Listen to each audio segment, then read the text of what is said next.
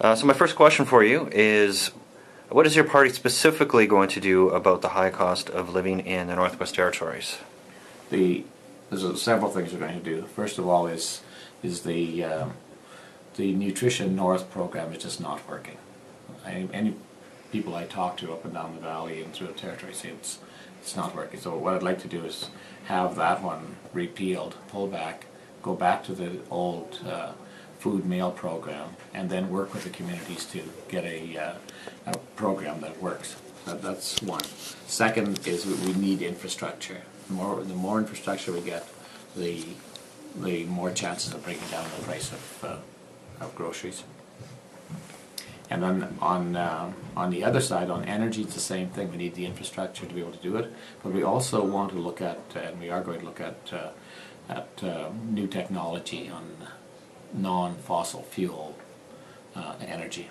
This could be everything from looking at biomass to panels, solar panels, to converting even to pellets, which is largely use of waste wood material.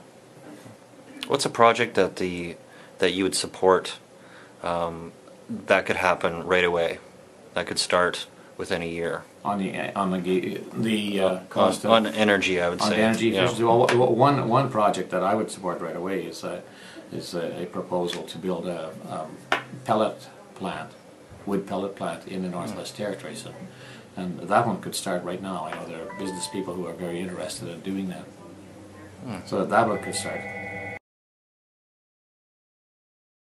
What will your party do about tackling the high amount of alcoholism and drug abuse rates in the Northwest Territories? I'm going to advocate for a detox center and aftercare in every region. We only have one alcohol treatment center in the Northwest Territories in Hay River, and that's operating right now. But we've got to put some investment into the detox centers themselves, and then probably up to 6 months of aftercare and helping people to adjust back to a more productive lifestyle. What is your party's position on the criminalization, or maybe I should put this another way, is, do you consider drug abuse a health issue or a criminal issue? Well, it's more the drug use itself to me is more a health issue.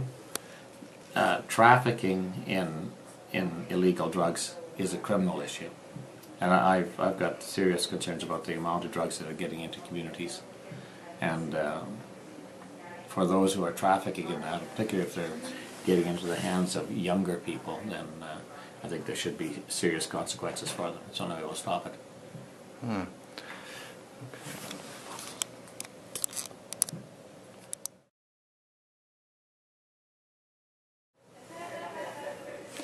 Okay, what will your party specifically do to provide new infrastructure development in the Northwest Territory?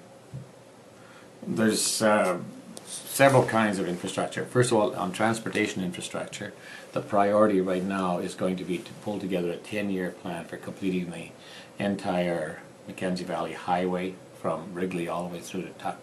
That would be the first priority. The second one is we have to develop a program that allows the NWT enough money to maintain the existing highway systems, because otherwise they're going to fall apart. So those would be the two main on transportation. Then on other kinds of infrastructure, we're committed to, over a 2-year period, to have every community on high-speed internet. To do that, the best way of doing that is to put a fiber optics line right down, from the south, across the Mackenzie River Bridge, and then down the Mackenzie Valley all the way to Inuvik. If we do that, then every community could use an incredible amount of bandwidth for everything from collecting data in the community to medical purposes and so on. So that would be a second kind of infrastructure. Third kind is municipal infrastructure. Our cities and our communities are having a tough time with basic water services, sewage services, and street conditions. We need a program that's going to provide support from the federal government to the municipalities to make sure they can keep up on their infrastructure. Climate change has really hit them on this. You'll see it not as much in Yellowknife, but there is some of it. But in places like Inuvik, it's a big issue, where you have the frost, permafrost coming out of the ground, and buildings shifting, and so on. What could the Liberal Party do for a community like a remote community like Tuktoyaktuk, where they are losing land to the ocean? Is there a plan in place to support that community? We'll support them to the extent we can. Now, it's pretty hard to stop the ocean and the action in the ocean, but there have been some barriers put up in the past to stop the wave action from washing away so much of the soil. So we'll continue with those in consultation with the community. The other one is we just have to keep replacing the gravel that is lost as well. So having the road that I found the money for to get to the gravel source was a big one, because now they can get back to some good gravel to be dumped along the areas that are being washed away.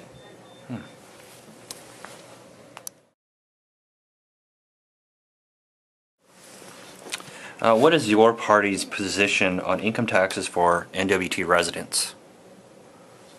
Well, there should be a fair tax system that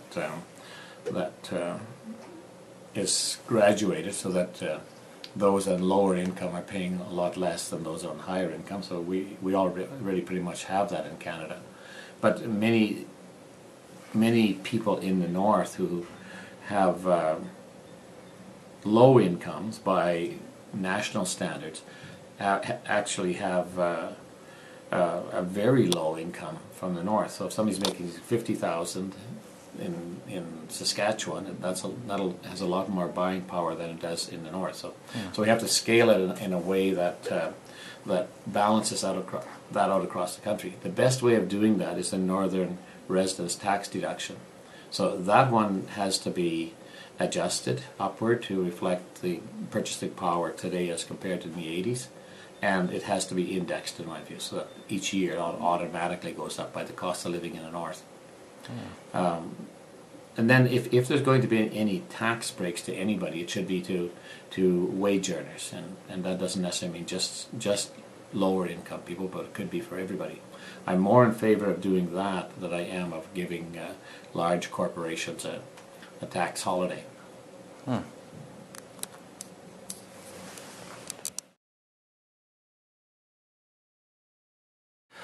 What sort of sustainable energy solutions will the Liberal Party help bring to the Northwest Territories? Well, the most common one now is going to be, in the short term, will be the use of less expensive fossil fuels. The best deal right now is going to be with wood pellets and expansion of northern created wood pellets.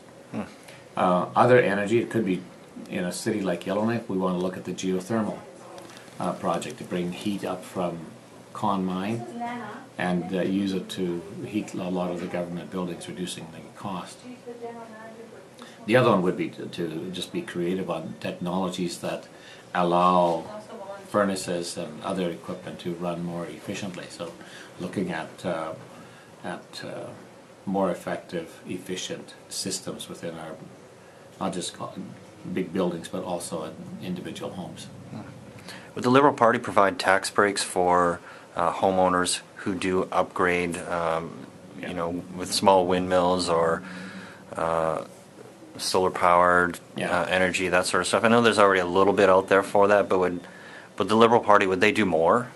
Well, we will, effective immediately, we will make available to any homeowner up to $13,500 in a tax credit for any activity or upgrade they do to make their buildings more energy efficient.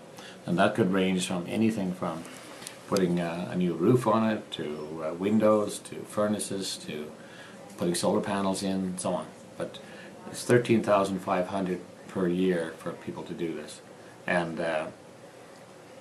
the uptake on that probably will be fairly large, because it's a fair chunk of money.